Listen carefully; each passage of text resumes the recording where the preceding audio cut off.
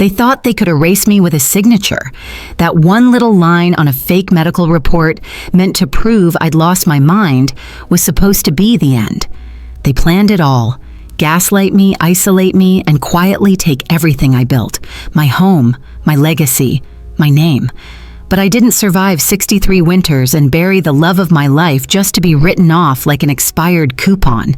This isn't a revenge story, it's a resurrection. So if you're watching this, sit tight, because what you're about to hear is how a so-called crazy old lady outsmarted a professional manipulator, uncovered a string of elder abuse crimes across 3 states, and saved her only son from the woman who nearly destroyed him. I didn't scream. I didn't beg. I just watched. And waited, and then I moved first. I moved. The chandeliers glistened like frozen stars above the grand ballroom, and white roses cascaded from every corner as if the entire space had been dipped in a dream.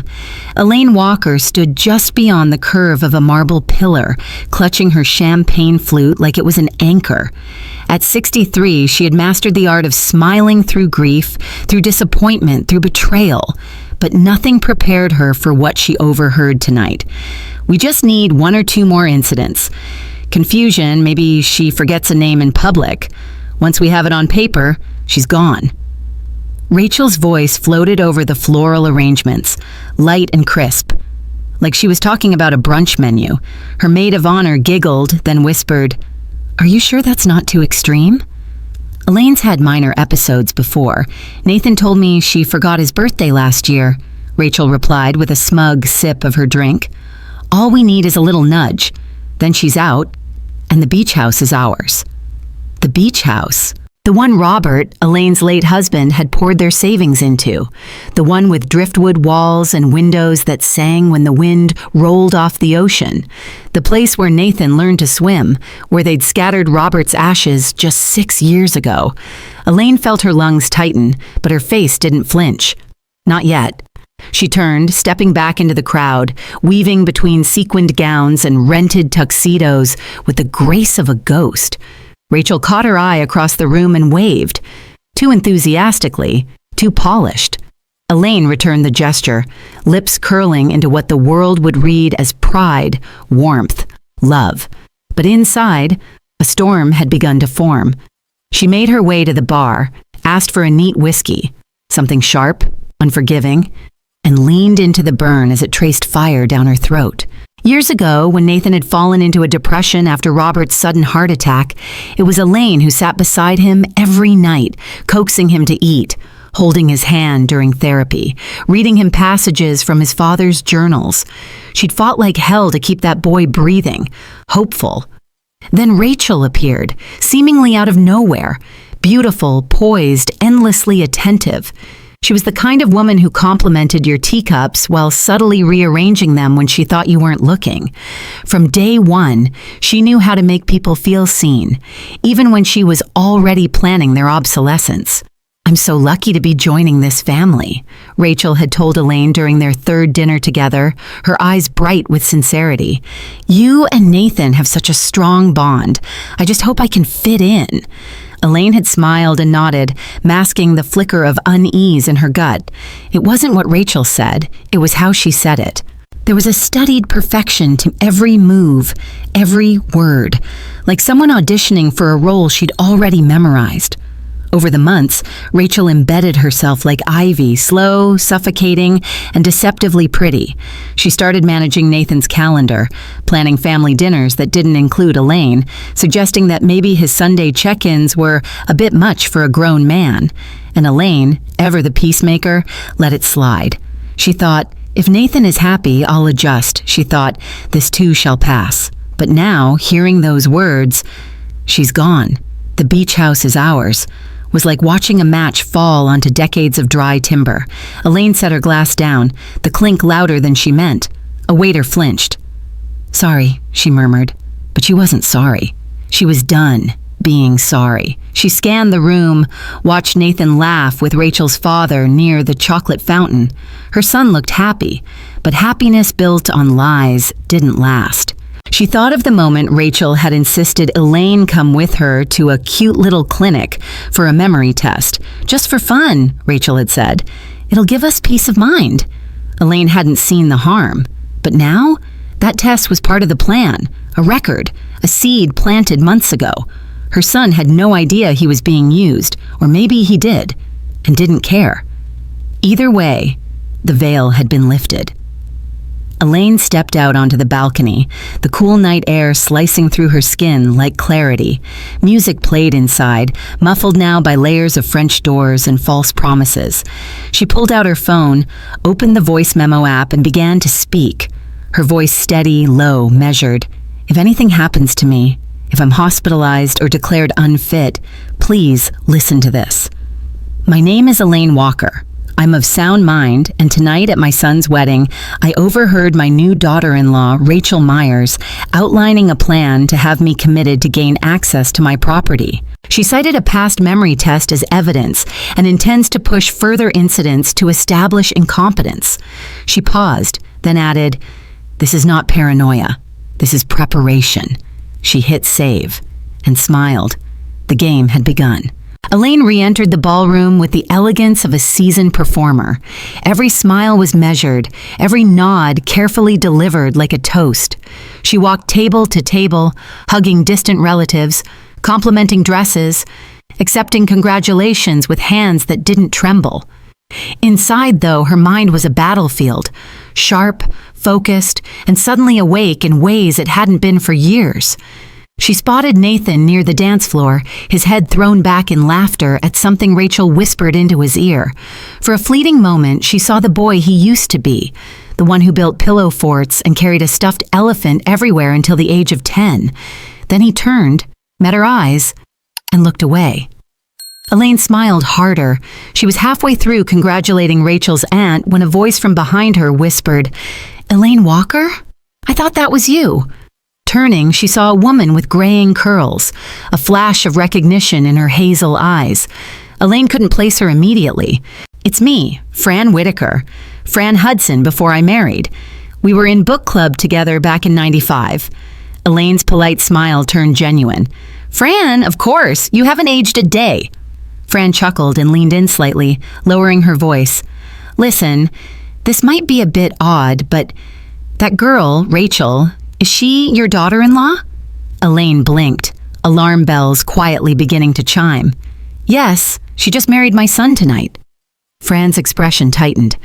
"Elaine, I don't want to cause trouble, but my uncle knew her about 2 years ago. She was seeing him, helping him organize his affairs," she said. "He was 78. Elaine's smile began to freeze. Fran continued. "She was charming, knew exactly what to say, how to act, got real close to him, convinced him to sign over power of attorney. A few months later, he had a mental episode and ended up in a memory care facility. He barely recognized me at that point.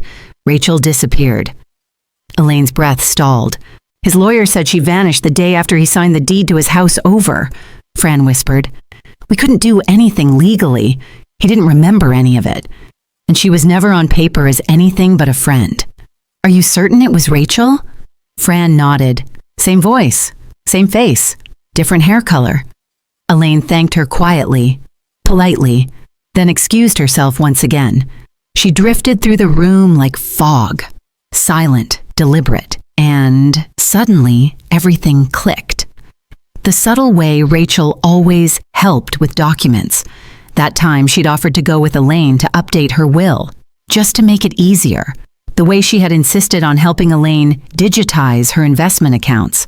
The scone brunch, where she'd innocently suggested consolidating bank accounts just to simplify things for Nathan. And the memory test. Elaine returned to her table and picked up her phone. She didn't text. She didn't call. She simply began to review her notes. Emails, old appointment confirmations, receipts. Little things she'd never thrown away, bits and pieces that, in isolation, meant nothing.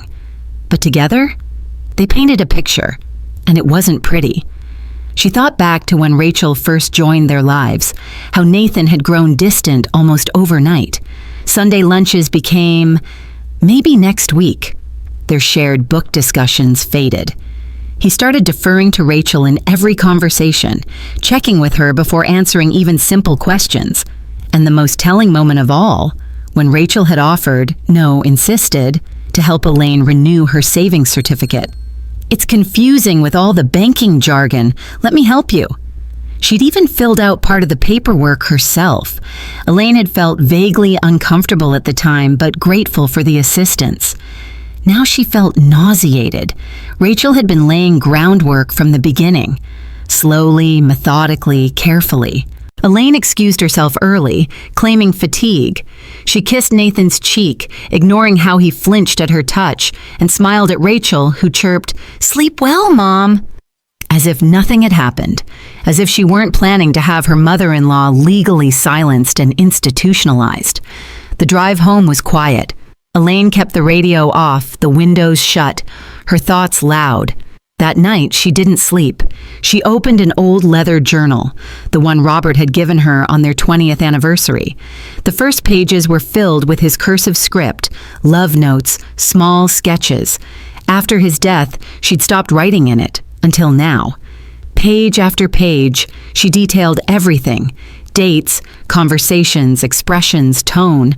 She wrote down Rachel's comment at the wedding, Fran's story, her own suspicions, the bank visit, the memory test, Nathan's emotional shift, Rachel's helpful gestures. Each entry was a puzzle piece. She didn't know what picture they formed yet, but she intended to find out, and she wasn't going to lose another night of sleep to doubt. The weeks following the wedding passed in a strange fog, a mixture of artificial pleasantries and growing tension.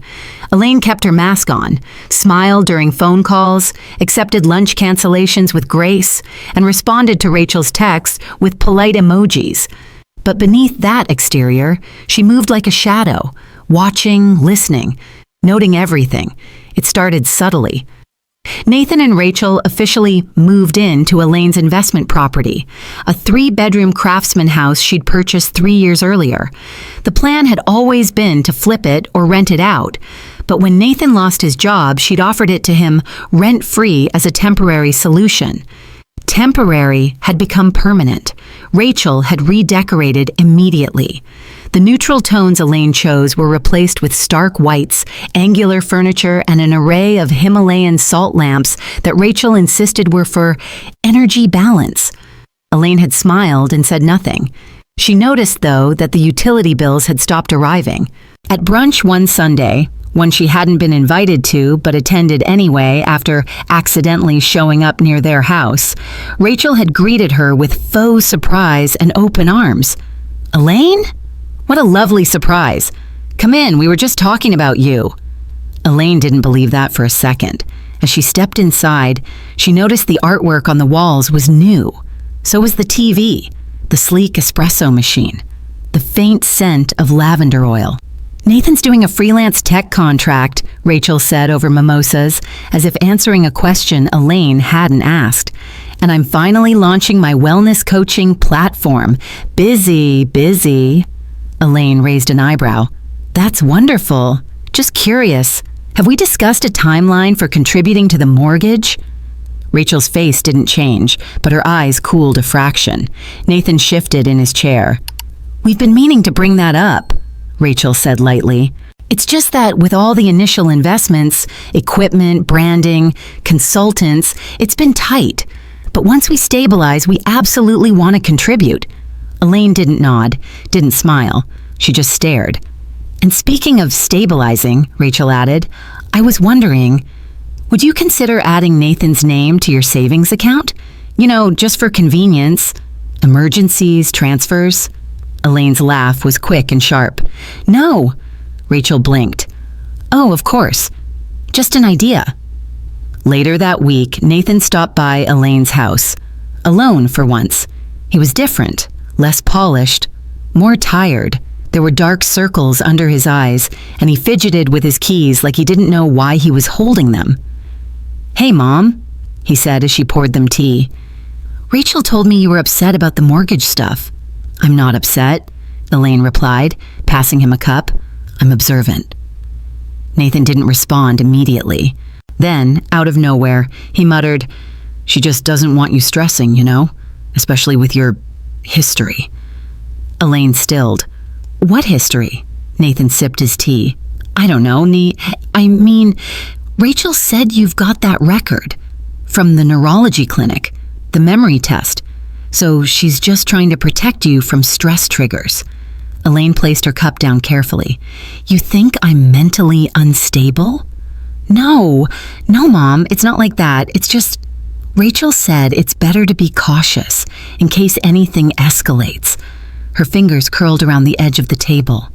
Nathan, she said softly, do you know why I went to that clinic? He hesitated. Rachel said it was your idea. Elaine nodded slowly. Interesting. That night, she drove to the clinic herself. They still had her file. But something was off.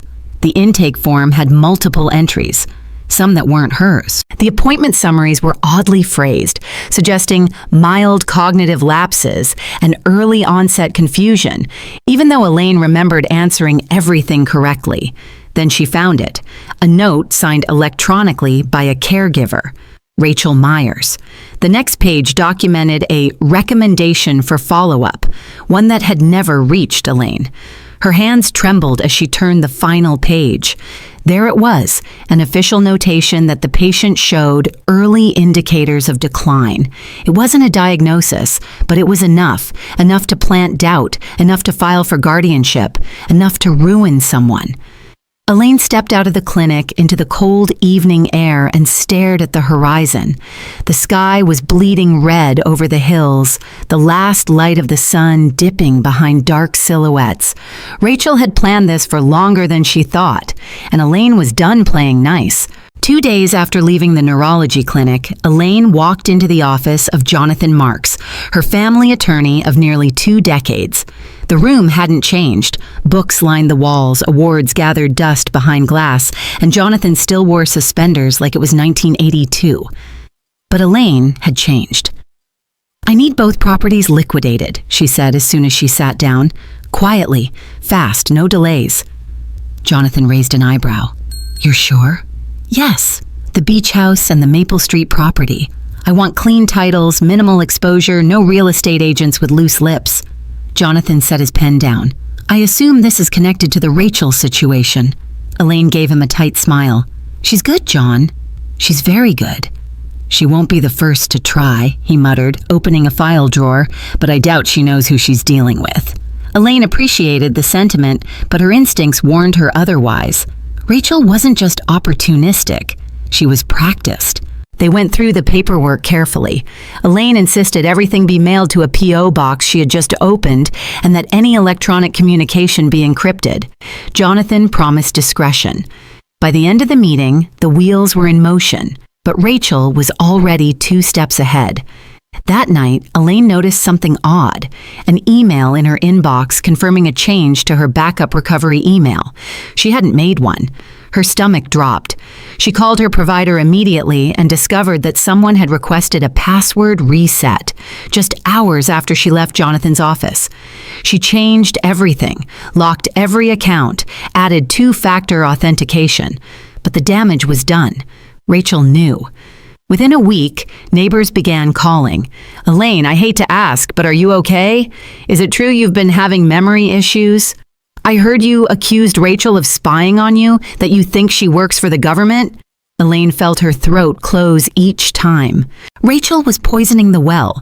She'd always been polite to the neighbors, offering them herbs from her garden, organizing potlucks, waving from the porch. Now, those same people were watching her like a cracked teacup. At the grocery store, the cashier asked, "Do you need help with the pin again today, Ms. Walker?" in a voice too sweet, too rehearsed. Elaine nodded calmly. No, thank you. That evening, she made another appointment, but not with a lawyer, with an investigator. Claire Donovan didn't look like a typical detective. She had short curls, navy nails, and a soft, measured voice, but her eyes were razor sharp. Elaine invited her for coffee under the pretense of discussing elder care resources for a friend.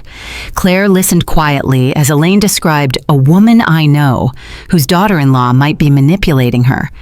I think she's slowly trying to isolate her, Elaine said carefully, getting her declared incompetent maybe. Not overtly, very subtle. Little lies. Withholding bills. Fake concern. A memory test here. a suggestion there. Claire tilted her head. And this friend, does she have assets? 2 homes, Elaine replied. One worth over $2 million, the other maybe $500,000. Claire took a slow sip of her coffee. Has your friend seen changes in how her family treats her? Elaine nodded. Her son used to call every Sunday. Now it's once a month, and only to ask for money. Claire's face didn't move, but something in her posture shifted. This isn't the first time I've heard something like this, she said. There's a pattern. Predatory behavior disguised as caregiving. Hard to prove, even harder to prosecute. Elaine leaned forward. But if someone were gathering proof? Claire met her eyes directly. Then I'd tell them, keep going, but be careful. If she's as experienced as you say, she knows how to make people like your friend look unstable. All it takes is one incident, one confused moment, one exaggerated story. Elaine nodded slowly. So, it's a long game. Yes, Claire said, and your friend will need allies who can see past the act. But if she can gather documentation, dates, names, behavior patterns, we may be able to build something. Elaine reached into her purse and slid a small notebook across the table. She already started. Claire smiled faintly and tucked the notebook into her briefcase. Then tell your friend, she said softly. She's not alone. That night, Elaine sat on her porch, wrapped in a blanket, watching the wind twist through the trees. Rachel had declared war in whispers and rumors. Elaine would respond with facts, dates, evidence. She wouldn't scream. She wouldn't lash out. She would wait. And when the time came, she would strike. The for sale sign went up on a Tuesday morning, glossy and impersonal, planted firmly in the manicured lawn of the Maple Street house. It stood there like a challenge, a bold red-lettered warning that change was coming, whether anyone liked it or not. By noon, Elaine's phone rang. It was Nathan. "You're selling the house?" he said, his voice sharp with disbelief. "You didn't even tell us?" "I didn't think it was necessary," Elaine replied evenly. "It's my property. You've been living there for over a year without contributing." "It's our home now, Mom." Elaine paused, letting the weight of his words settle. "Then you should have bought it." She hung up before he could speak again. Later that day, Nathan showed up at her door, red-faced and furious. Rachel was with him, wrapped in a cream cardigan, eyes wide with exaggerated shock. "I don't understand," Rachel said, her voice trembling just enough to draw sympathy from any passerby. "You said we had time. We've been trying so hard, launching my business, helping Nathan stabilize his income." Elaine cut her off with a raised hand. "I said nothing about permanence. You've been here over a year, rent-free. You've made no effort to honor the financial arrangement." Nathan jumped in. "You never said we needed to sign anything." Elaine reached into a drawer beside the front door and pulled out a manila folder. She handed it to him silently. Inside was a rental agreement, signed, dated, and notarized. Nathan paled. "I thought this was just a formality," he mumbled. "You said it was just paperwork for insurance purposes." "All paperwork is just paperwork until someone stops paying their dues," Elaine said. "You haven't paid a cent." Rachel moved closer to Nathan, placing a hand on his shoulder. "Sweetheart, it's okay. We'll talk to our lawyer." Elaine smiled. "Please do." And they did. Rachel's lawyer, young, confident, overpriced, sent a letter within days claiming emotional distress, requesting a delay in the sale, and vaguely referencing unfit mental behavior from Elaine. Elaine sent back a single document, her title deed, followed by proof of the signed lease, followed by a notarized letter from her financial advisor stating her mental competence and long-term planning acumen. The reply came swiftly. They had no case. Rachel's carefully laid plan was slipping, but Elaine knew better than to gloat. Instead, she dug deeper. She needed more than legal wins. She needed understanding. She needed to know why someone like Rachel did what she did, how she moved from victim to victim, how no one ever seemed able to stop her until it was too late. She started with records, public databases, property transfers, elder care organizations. But it wasn't until she visited an assisted living facility under the guise of researching care options for a friend that she stumbled into something more. It was a modest place on the edge of town, clean but clinical. Elaine toured the common rooms, observed the residents. Most were cheerful. A few were withdrawn. Then she saw her. A woman in her late 70s, skin pale against thinning silver hair. She sat alone near the window, holding a photo frame, lips moving soundlessly. Something about her tugged at Elaine's memory. She approached slowly, gently. "Hello? Mind if I sit here?" The woman didn't respond at first. Then she turned, eyes clouded but not empty. "Do I know you?" Elaine smiled. "I don't think so, but I'm trying to remember someone. A caregiver named Rachel. Young, blonde, very helpful. She used to work in senior support services." The woman's hand trembled slightly. "Rachel," she whispered. "She helped me with my will, said I needed protection from my nephew." Elaine leaned in, heart thudding. "And did she?" "She was so nice," the woman murmured. "Told me my nephew only wanted my house. She handled the lawyer meetings for me. After that, everything got foggy. I moved here. Haven't seen him since." Elaine blinked back the burn of tears. "What's your name?" "Lucille," the woman said. "Lucille Waverly." Elaine nodded slowly, committing every detail to memory. Rachel had done this before, and if Elaine had her way, she was about to do it for the last time. Elaine returned to the care facility the next day, this time with a bouquet of lavender and chamomile, Lucille's favorites, according to the nurse. The older woman smiled when she saw her, eyes clearer today, voice a touch steadier. They sat by the window again, watching the wind stir the garden outside. Elaine gently placed a small digital recorder on the table, discreetly hidden beneath her scarf. "Lucille," she said softly, "would you mind telling me again about Rachel? I want to make sure I remember it right, for my friend." Lucille hesitated, then nodded slowly. "She came every Wednesday, always smiling, told me my nephew was dangerous, said he'd lie to the courts, take everything. I was scared." Elaine listened without interrupting, heart pounding as Lucille recounted the meetings, the signatures, the day her car was sold for her own safety. "She said I'd thank her one day," Lucille finished, voice breaking. "But I haven't seen my nephew since. Haven't seen my house. I don't remember where it is anymore." Elaine gently squeezed her hand. "You've helped more than you know." She left the home with the recording safely tucked away, along with a copy of Lucille's medical timeline and care notes, which the sympathetic nurse had accidentally left in the printer tray. That night, as Elaine reviewed the audio file, her doorbell rang. She wasn't expecting anyone. She checked the peephole. It was Rachel. Tears streamed down her face, mascara smudged, hair pulled into a messy bun that did little to hide the panic in her eyes. Nathan stood beside her, arms crossed, face tense. Elaine opened the door slowly. "Elaine?" Rachel sobbed before she could say a word. I'm so sorry. I don't know what's happening to me. I'm under so much pressure. You put up the house, and Nathan's been stressed, and I snapped." Elaine said nothing. Rachel clutched her chest. "I know you think I'm this terrible person. I know you think I'm after your money, but I love your son. I just want us to be a family. Can't we fix this?" Her voice broke, and she collapsed to her knees, right there on the porch. Nathan looked stunned. "Mom, come on," he said, his tone accusatory. "She's clearly upset. You didn't need to sell the house. We could have figured something out." Elaine studied her son's face, so familiar and yet so distant now. He saw pain and bought it at face value. He didn't see the performance. Not yet. "I never wanted things to be this way," Elaine said quietly, "but sometimes the truth doesn't surface until people start digging." Rachel looked up, confusion flickering in her eyes.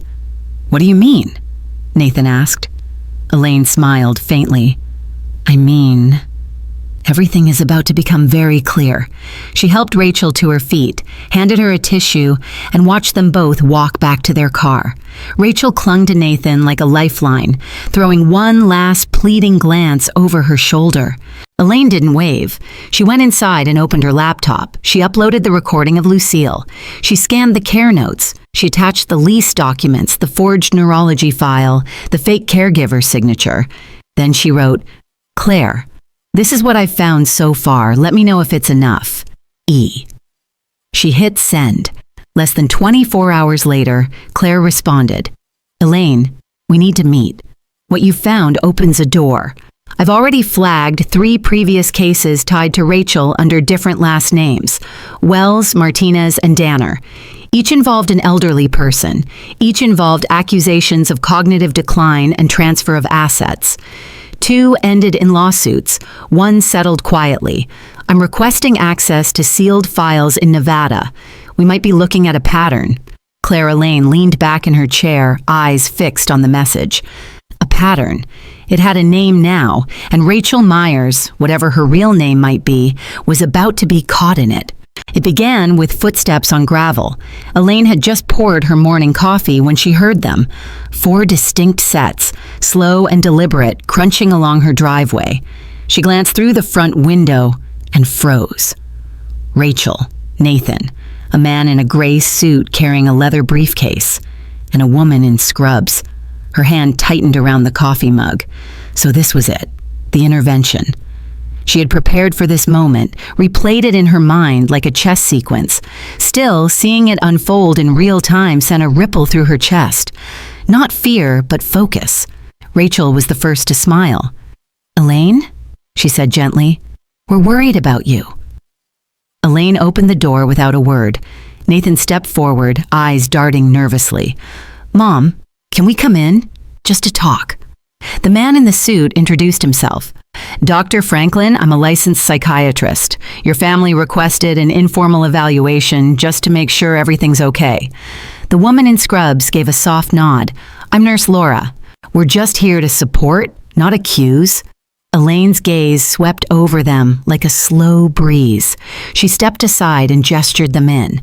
Rachel led the group into the living room, where the late morning light poured through the bay windows, illuminating dust motes like tiny alarms. Dr. Franklin cleared his throat. "Elaine, we've received some concerning reports about changes in your behavior. Forgetfulness, paranoia, erratic decisions." "I see," Elaine replied calmly. "From whom?" Rachel's voice cracked slightly, well rehearsed. "From people who care. People who want what's best for you." Elaine didn't answer. Instead, she motioned to the couch. "Would you all like to sit?" As they arranged themselves, Rachel pulled out her phone. "I don't want to do this," she said, eyes welling with crocodile tears, "but I recorded something just to show what I mean." She hit play. Elaine's own voice filled the room, distorted and fragmented. "They're watching. Trust no one. Poison in the tea." The clips were disjointed, spliced from conversations taken out of context. In one, she was clearly quoting an old detective novel she'd been reading. In another, she'd been joking with the mailman. But strung together, they painted a disturbing picture. Nathan looked away. Elaine let out a soft gasp. She clutched the arm of the chair, eyes wide, playing the part. I didn't say those things like that." "It's okay," Rachel said, voice velvet-wrapped steel. "You're under stress. That's why we're here." Dr. Franklin leaned forward, folding his hands. "Elaine, this isn't an evaluation for commitment. This is just a conversation. But if we determine that a brief observation period would benefit your safety, we may suggest a 72-hour inpatient stay." Elaine nodded slowly, still playing confused. "May I use the restroom first?" The doctor hesitated. Rachel stood up quickly. "I'll go with you, just to make sure you're—" Elaine cut her off with a sweet, brittle smile. "I believe I can find my way to the toilet, dear, unless you think I'll drown myself in the sink." Rachel blinked. Elaine didn't wait for an answer. She closed the bathroom door behind her, locked it, and pulled out her phone. 2 texts. One to Jonathan. "Step 2. They're here. Lawyer needed immediately. Record everything." The other to Claire. "They're trying the intervention, playing tapes. Fabricated, Plan B activated." She flushed the toilet for realism, splashed cold water on her face, then stared at her reflection in the mirror. Time to act like prey. Just long enough. When she returned, everyone stood. Rachel was holding a clipboard. "If you agree, we can check you in this afternoon." Elaine blinked. "That quickly? "We've reserved a room just in case," Dr. Franklin said, "at Serenity Springs. It's a comfortable place, quiet, private, and ideal for assessments." Elaine's fingers twitched. Serenity Springs, the same place Lucille was sent after Rachel's interference, the same place her nephew never visited again. "Okay," Elaine whispered, "I'll go." Rachel exhaled like she'd won. She even reached out to pat Elaine's arm. Elaine let her. As Nurse Laura stepped forward to offer support, Elaine waved her off and went to gather her bag. She packed slowly, deliberately. One book, a journal, a change of clothes, her medication, which she had already verified wasn't tampered with, and a manila folder marked recipes that contained duplicates of every document she had sent to Claire. Then she added a voice recorder, switched on. They didn't check her bag. On the drive to the facility, Rachel kept making small talk. Nathan sat quietly in the back seat beside Elaine, staring at his hands. "I'm doing this for you, Mom," he muttered once. Elaine nodded but said nothing. As they pulled into the gated entrance of Serenity Springs, Elaine caught sight of something in the rear-view mirror. A black SUV parked on the opposite side of the street. Jonathan's car. He was already here. As the gates closed behind them, Elaine felt a strange calm settle over her. Let the storm come. She was ready. The halls of Serenity Springs were painted in muted pastels, the kind meant to soothe rather than comfort. Elaine was escorted to a modest room with white walls, a single bed, and a view of a koi pond she doubted was real.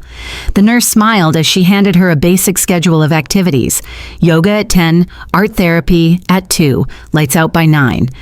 Elaine smiled in return, then forgot the schedule on purpose. She had no intention of participating in finger painting or guided breathing.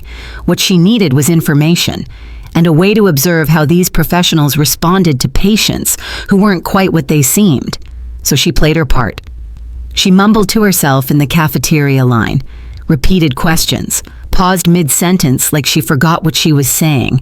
Nothing dramatic, just enough to let them draw their own conclusions. Within 48 hours, a note appeared in her file. Possible early-stage cognitive decline. Recommend monitoring for mood variants. Perfect.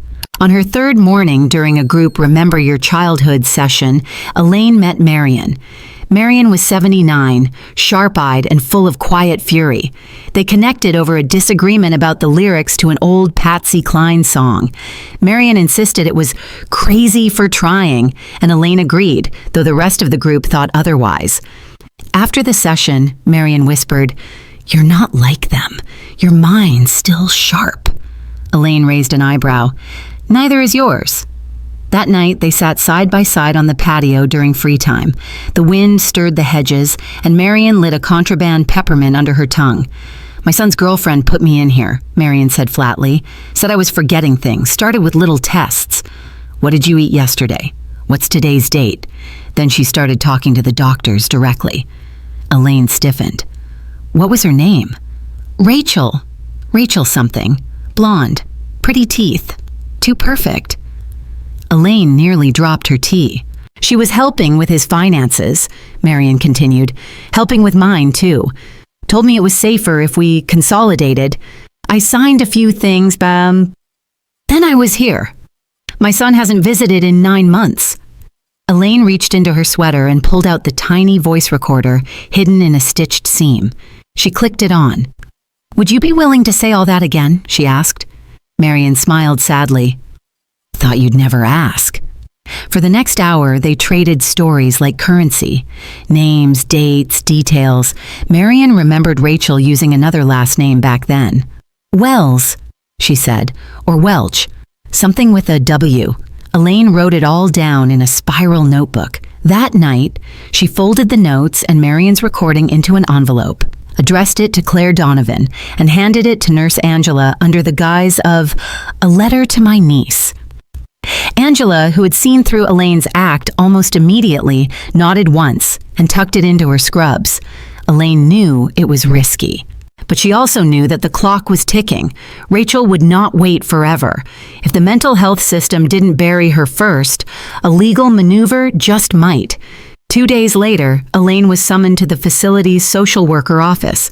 There was no appointment on the schedule. She walked in cautiously. Claire sat in the chair beside the desk. Dressed in civilian clothes, eyes sharp. Elaine sat down slowly. That was fast. I moved things up, Claire said, voice low. Your letter was thorough and heartbreaking. Elaine didn't blink. Did you find them? Claire nodded. 3 confirmed victims, all elderly, all declared mentally unfit within months of interacting with Rachel, each time under a different name. In 2 cases, she assisted with legal paperwork under the guise of being a caregiver or consultant. In the 3rd, she hesitated. Elaine leaned in. What? Claire's voice dropped further. In the 3rd case, the victim, Margaret Thornfield, passed away in a mental institution 3 months after Rachel submitted her initial assessment. The family didn't contest. They believed the diagnosis. Rachel was the last person she saw outside staff. Elaine felt the air leave her lungs. And the son? She asked. Estranged. Contacted her once, then vanished. We're still trying to reach him. Elaine closed her eyes for a moment. This ends with me. No, Claire said, standing. This ends because of you. They agreed on the next steps. Surveillance, evidence collection, a formal file with local and federal agencies. Claire would build the paper trail. Elaine would stay where she was, safe. For now. But not silent. Elaine returned home from Serenity Springs on a Thursday afternoon, just as the sun dipped low enough to bathe the kitchen in honey-colored light. She took her time walking through each room, straightening a photo frame here, running her hand across the old oak banister there. Everything was exactly as she left it, except now she wasn't the same woman who walked out. By the weekend, word had spread. The doctors had declared her fit. No signs of cognitive decline, no further observation needed. Case closed. Rachel texted within hours. So glad you're feeling better, Elaine. Let us know if you want company. Elaine waited 2 days. Then she replied, How about dinner? Just the 3 of us, like old times. Let's start fresh. Rachel responded with heart emojis and an exclamation point. Nathan followed up with, Sounds great, Mom. Elaine set the table for 3. She prepared roasted chicken with rosemary, mashed potatoes with garlic, and a bottle of Merlot she pretended not to know was Rachel's favorite. Everything was intentional. Everything mattered. Outside, 2 cars sat quietly in the cul-de-sac. One belonged to Jonathan Marks, her lawyer, the other to Claire Donovan, and 2 plainclothes officers who sat sipping coffee, waiting for a signal. At precisely 6:57 p.m., the doorbell rang. Rachel arrived first, wrapped in silk and sincerity. Nathan trailed behind, clutching a bottle of cheap wine and looking uncomfortable. Elaine greeted them with warmth that wasn't quite false, but not entirely real either. We missed you, Rachel said, embracing her like nothing had happened. You look amazing. Freedom suits me, Elaine replied. They sat, clinked glasses, and made small talk. Nathan asked about the facility. Rachel gushed about her business, almost breaking even. They all laughed when Elaine accidentally dropped a spoon. Halfway through the second course, Rachel leaned back and raised her glass. I have to say, Elaine, she said, swirling the wine like a connoisseur, you surprised me. I thought for sure you'd dig your heels in, but you let go. Elaine smiled politely. Let go of what? Rachel laughed. Control, I guess. I mean, come on. You've always had to manage everything. The finances, Nathan, even the beach house. I used to joke with him that if you ever got a dog, it would need to sign a prenup. Nathan chuckled nervously. Rach. She waved him off. No, it's fine. We're family now. No more secrets, right? Elaine tilted her head. No more. Rachel leaned in. Besides, I've always believed that some people are just better at making decisions, especially when others, can't. Elaine's eyes didn't move from Rachel's face. Can't? Or won't? Rachel shrugged. Call it intuition. You see someone floundering, you help. It's not manipulation, it's mercy. Elaine leaned forward slightly. And you've done that before? Helped others make decisions they couldn't? Rachel raised her glass again. Once or twice? Elaine reached under the table, pressed a button, and said softly, Once or twice? Rachel didn't notice the shift. "Oh, come on," she said. "What would Lucille have done with that crumbling old house? Or Margaret? She thought her cat was her husband. These people needed help. I gave it to them. No one else stepped up." Nathan froze. Elaine didn't blink. "And what about me?" Rachel's lips curled. "I was going to take care of you too." She didn't see Elaine's fingers curl around the small device taped beneath the table, recording every word. Outside, in the parked car, Claire adjusted her earpiece. "We've got her," she whispered. Rachel reached for her glass again, still basking in the warmth of her own confession, when the front door creaked open. At first, she didn't notice. But Nathan turned, startled. Elaine remained still, her hands folded on the table. Claire stepped into the dining room, flanked by 2 officers. She was calm, composed, her badge already visible. Rachel's wine glass stopped midair. What is this?" she asked, voice suddenly brittle. Claire's eyes locked on her. "Rachel Myers, also known as Rachel Wells, Rachel Martinez, and Rachel Danner. You're under arrest for conspiracy to commit elder abuse, financial fraud, and falsifying medical evaluations with the intent to control the assets of vulnerable adults." Rachel's mouth opened, then closed. Her eyes darted from Claire to Nathan to Elaine, then back again. The color drained from her face. "You can't be serious," she said, standing abruptly. This is insane." "Sit down," one of the officers said firmly. Rachel backed up instead, knocking over her chair. "I haven't done anything wrong." Claire stepped forward, her voice steady but electric. "Margaret Thornfield, Lucille Waverly, Marion Chen. Their files all link back to you, and you know the part that makes this personal?" She pulled something from her jacket pocket, a photo worn at the edges, and slammed it onto the table. "This is my sister, Marion. You remember her? The one you convinced was losing her mind. The one you isolated from her son until she stopped recognizing her own name?" Rachel froze. Elaine felt Nathan's breath hitch beside her. You're her sister?" he whispered. Claire didn't answer him. She kept her eyes on Rachel. "You messed with the wrong family." Rachel turned toward Nathan. "Sweetheart, this is a mistake. Tell them I would never." But Nathan didn't look at her. He looked at Elaine, and then at the recorder still blinking silently under the table. "I heard it," he said, his voice barely above a whisper. "Everything." He stumbled backward, collapsing into his chair like someone had cut the strings holding him up. "I didn't know," he muttered. "God, I didn't know." Rachel's hands were shaking now. "You don't believe her, do you? She's trying to destroy us. She's been manipulating you since the beginning." Elaine stood, slow and deliberate. "No, Rachel," she said softly. "You've been manipulating him." The officers moved in. One read Rachel her rights as they cuffed her. The other stood between her and the table just in case. Rachel didn't fight. She looked at Elaine with eyes full of venom and fear. "You think this makes you the hero?" She spat. "You think he's going to forgive you for this?" Elaine didn't flinch. "This isn't about forgiveness. It's about truth." They led Rachel out the front door, her protests fading with every step. The street was quiet, the porch light casting long shadows against the driveway. When the door closed, silence filled the room like fog. Nathan didn't speak. He just sat, staring into the space Rachel had occupied moments before. Elaine walked around the table and knelt beside him. "I'm so sorry," he said, tears slipping down his face. "I should have seen it. I let her use me." Elaine placed a hand on his. "Mothers don't keep score, Nathan," she said quietly. "We just survive the storms." He looked at her, eyes red. "I don't deserve your forgiveness." She pulled him into an embrace. "I'm not giving you forgiveness," she whispered. "I'm giving you a second chance." The trial didn't take long. Rachel's record, once scattered across states and aliases, had finally been woven into a coherent timeline of deception, fraud, and exploitation. With the testimonies of victims, some in court, others via video, and the mountain of evidence gathered by Elaine and Claire, the outcome was inevitable.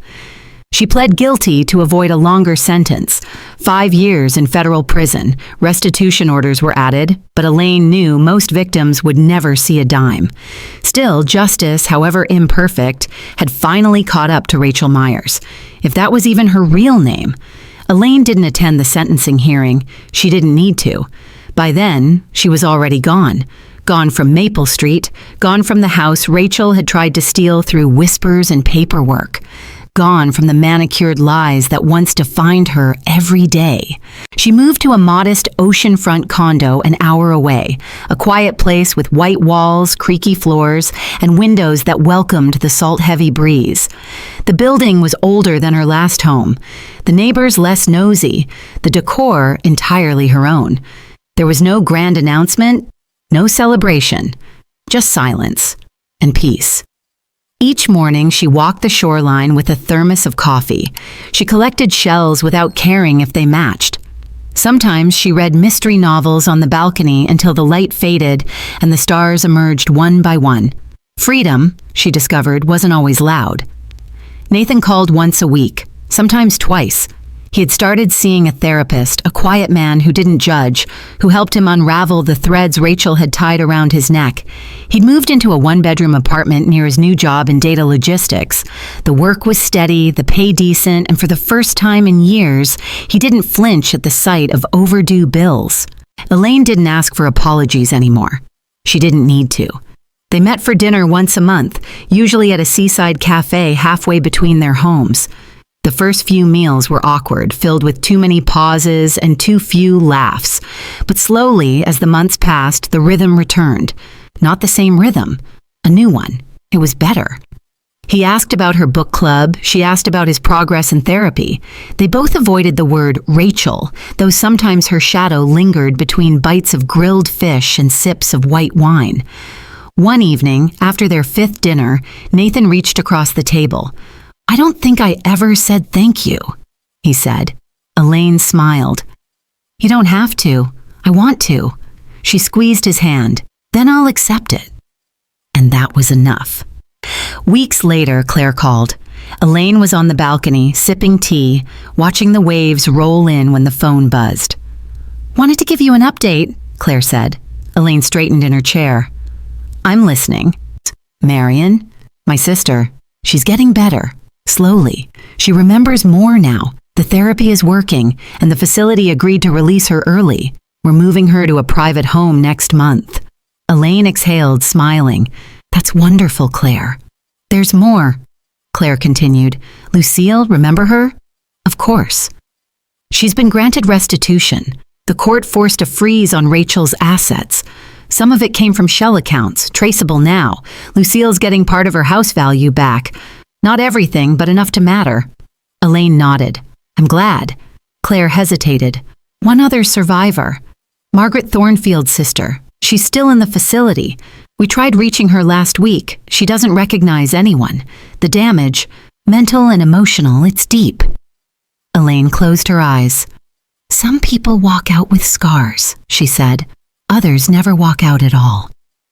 Claire was quiet for a moment. Then she said, "You helped stop it." "No," Elaine replied softly. "I helped survive it." They ended the call not with goodbyes, but with a shared understanding. Some victories don't need trumpets. Some are whispered on the wind. Later that night, Elaine sat at her kitchen table, flipping through an old journal, the one she used during the investigation. Pages of notes, dates, observations, evidence. At the back was a single page, blank, except for a sentence she had written weeks before. "Being a mother doesn't mean being silent." She added a second line beneath it. "Being strong doesn't always mean being loud." She closed the journal. Then she poured herself another cup of tea and walked to the window. The tide was coming in, and for the first time in a long time, she didn't brace herself for what it might take away. The message arrived just after midnight. Elaine's phone buzzed softly on her nightstand, dragging her from the edge of sleep. She rubbed her eyes, expecting a spam alert or perhaps a calendar reminder she'd forgotten to cancel. But what she saw made her sit up straight. "Hi, I'm sorry to reach out like this. My name is Lila Chen. I got your number from Detective Claire Donovan. I think my stepmother is doing something to my dad. Something like what happened to you. Could we talk? Elaine stared at the screen, heart suddenly too aware of its own rhythm. It had been months since Rachel was sentenced, since the last whispers of deception had faded from her life. She had walked away from that storm with scars, yes, but she'd found peace in their patterns. And yet, here was another storm, knocking gently at her door. She tapped out a reply. "Of course, Lila, I'm here. When would you like to talk?" They arranged a call the next morning. Lila sounded young, early 20s at most. Her voice trembled with urgency, but her words were careful, practiced. "My dad remarried 2 years ago," she began, "after Mom died. At first, Vanessa was wonderful, thoughtful, nurturing. She helped Dad get organized, pushed him to eat better, exercise, even got him a new wardrobe." Elaine murmured, "Sounds familiar." Lila caught the hint. "That's what scares me. A year ago, Dad stopped calling me as much. He canceled our lunch dates, said he was too tired, or Vanessa already had plans. Then she moved him to a new financial advisor, got him to consolidate accounts. I didn't even know until the bank called me, confused why I wasn't listed as his emergency contact anymore. Did you ask him about it?" "I tried. He brushed it off, said he was just simplifying things. But lately, he's been forgetting things. Like really basic stuff. My birthday, the name of his old company. He told me last week that he was considering selling the house and moving into a retreat community. One Vanessa found. I looked it up. It's more like a holding facility." Elaine's stomach twisted. "What do you want to do?" she asked. "I want to stop her, but I don't know how." Elaine stood by the window, the dawn light casting long shadows across the floor. The waves in the distance were calm, but her hands trembled like they used to, back when she was hiding behind marble pillars at a wedding reception. "I know how," she said. Over the next few weeks, Elaine became something she hadn't been in years, vigilant. She coached Lila on what to watch for, patterns, phrases, isolating behavior, unexplained financial moves, emotional manipulation disguised as caregiving. Lila was sharp. She recorded conversations subtly, gathered financial documents from the recycling bin, convinced a bank teller to reprint a transaction history. Vanessa had moved more than $40,000 from joint accounts into a trust, which didn't exist. Elaine passed the information to Claire, who had since become her unofficial partner in quiet justice. They opened a case, gathered statements, and moved faster than Rachel ever imagined possible. It didn't reach trial. Vanessa backed off once confronted with the evidence. Lila's father was evaluated independently, no signs of dementia, just over-medicated on supplements and calming herbs. Vanessa had been sneaking into his tea. Elaine didn't meet Lila in person. She didn't need to. But one morning, she received a package. Inside was a bouquet of wildflowers, a handwritten note, and a small seashell painted with the words, "You saved my family. Thank you. Lila." Elaine placed the shell on her windowsill. That evening, she poured herself a glass of Pinot Noir and walked onto the deck. The sun was lowering itself gently into the Pacific, casting gold and crimson across the waves. She sat in her chair, blanket across her lap, wine glass in hand. There was no Rachel in her mind now, no echoes of betrayal, no bitterness in her chest, just quiet and strength. Nathan would be visiting next week. They'd started hiking together, slowly rebuilding not just trust, but shared experiences. He was dating again, a nice girl this time. No red flags, just long walks, shared playlists, and healing. Elaine had finally stopped waiting for the next ambush. Instead, she had started preparing others to defend themselves. She didn't see herself as a hero, but maybe, just maybe, she had become a warning light, the one that flickers quietly in the corner of someone's eye, reminding them that love must never come at the cost of dignity. As the last light dipped beneath the ocean, Elaine raised her glass in a silent toast. To second chances, to women who refused to disappear, to those who had been hurt, but not broken, to the truth. And then she whispered the words she'd once written in a journal, but never shared aloud. Love is not surrender. Forgiveness is not forgetting, and clarity is the greatest gift of age.